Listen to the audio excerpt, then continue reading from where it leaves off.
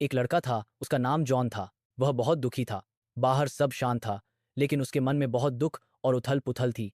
उसकी आंखों से साफ लग रहा था कि वह अंदर से बहुत परेशान है। वह चुपचाप बैठा था, जैसे उसकी दुनिया थम गई हो। अपने कमरे की हल्की रोशनी में वह अकेला और दुखी बैठा था। उसके गालों पर आंसू बह रहे थे। कमरे का अंधेरा उसके दुख को और गहरा बना रहा था। तभी एक आवाज आई। उसके पापा ने पूछा, बेटा, तुम क्यों रो रहे हो?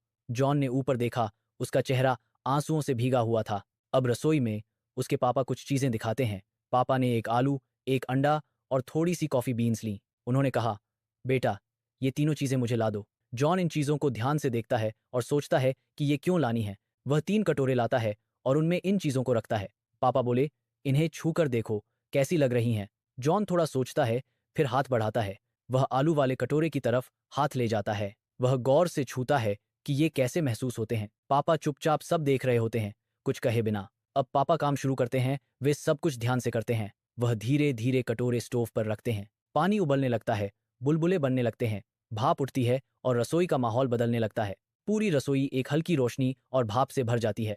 पानी का उबाल ही एकमात्र आवाज है, बाकी सब शांत है। जॉन ध्यान से देखता है, जैसे हर पल को समझ रहा हो। अब वह फिर से आलू छूता है। अब वह मुलायम हो गया था। फिर वह अंडे को छूता है। वह अब पहले से सख्त हो चुका था। फिर वह झुकता है और कॉफी की खुशबू को महसूस करता है। सादा पानी अब कॉफी जैसी महक और रंग से भर गया था। रसोई में खड़ा जॉन चुपचाप अपने पापा की बात सुनने का इंतजार करता है।